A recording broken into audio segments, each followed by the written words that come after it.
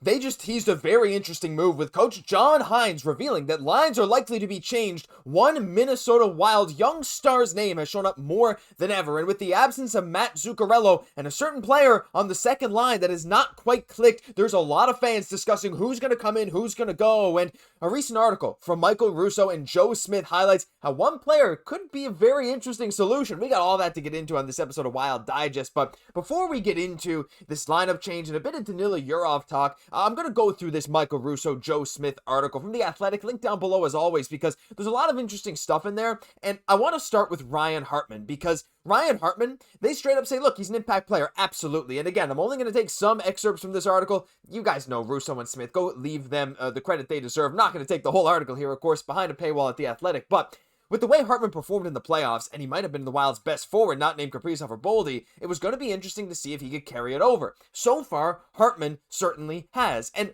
Ryan Hartman has been given that role of kind of 3C right now, right? And the big problem with the Minnesota Wild, well, first off, let me just say we're 2 games into this season. Like, yeah, the game against Columbus did not go the way anyone wanted it to go, but it's far from the end of the world. However, there are definitely problems still to address. Let's get back to it. Ryan Hartman, 2 goals in 2 games.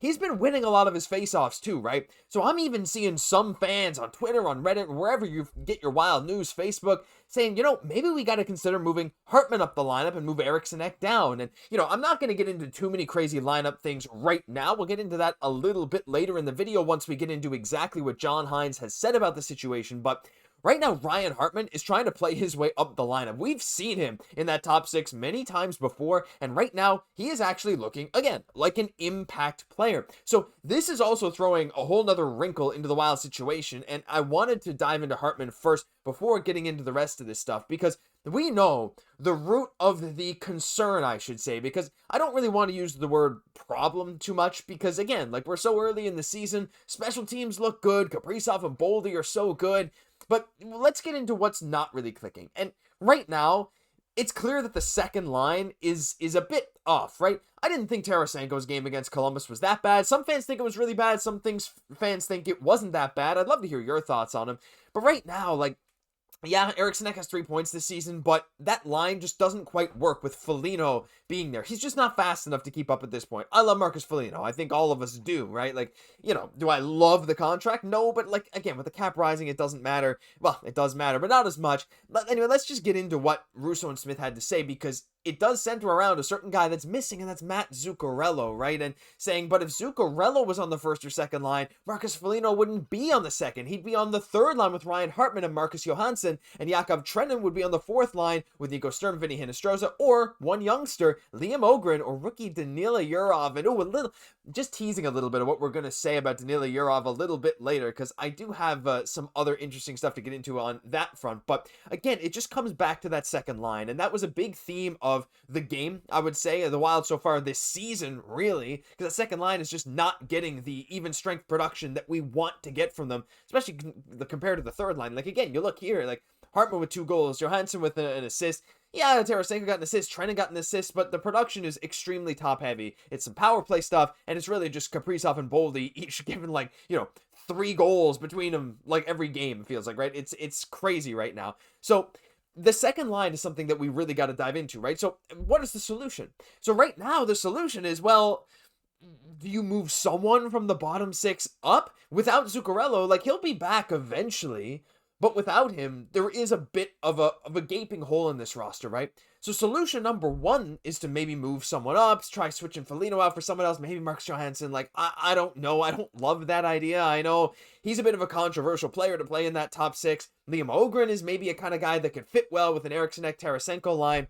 But one of the things that I'm seeing most commonly among Wild fans is maybe we do have to split up Kaprizov and Boldy. And John Hynes actually kind of said, look, it's something that we talked a little bit about, not talking about splitting up Kaprizov and Boldy, but saying, whether that's splitting up the second line or trying some different combinations there is something we'll look at.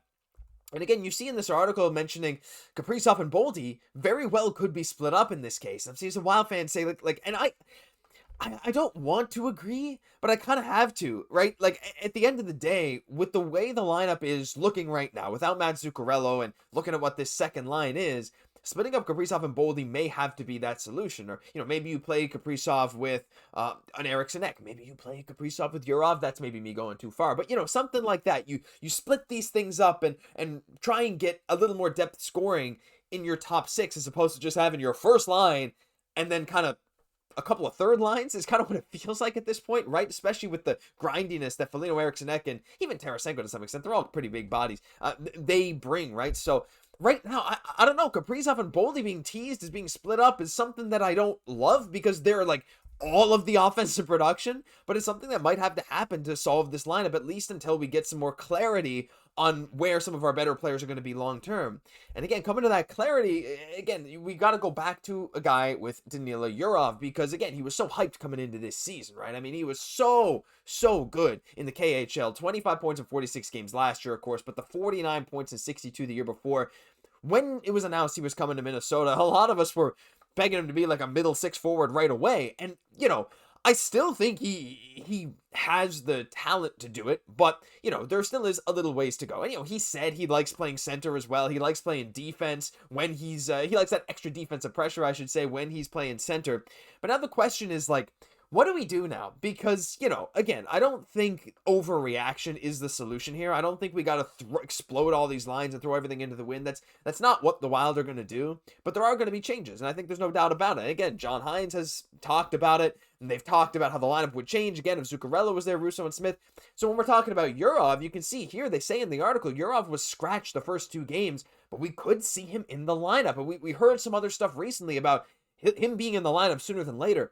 The question is whether Hynes would throw him into the spot, or maybe use Johansson, who played in the top six all last season. So again, there's kind of that seed planted that Danila Yurov could fit somewhere, right? And for a team that, we're not struggling too much in like the straight up goals department, but there were some stretches, like some mistakes in that game versus Columbus, and some stretches where it was like, oh boy, and even against St. Louis, like, 18-0. I think at one point the shots were for St. Louis in one period. And yeah, of course we still ended up comfortably winning, but it wasn't ideal. But we're scoring some goals.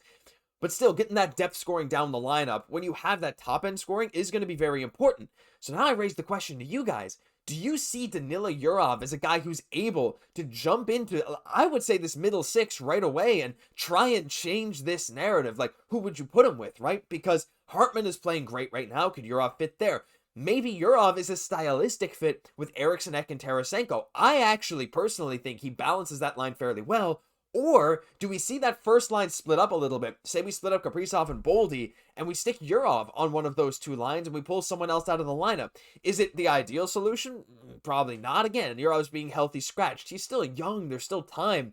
But on the one hand, like, I'm just excited to see Yurov get some action, and especially it'd be better with some good line mates and not just some fourth line kind of grindy action that wouldn't really be conducive to success for Yurov, who is a very skilled player with a great shot. Like, he's able to do much more than he would show if he was relegated to that kind of fourth line role. But again, I also get the young guys, they need to prove themselves.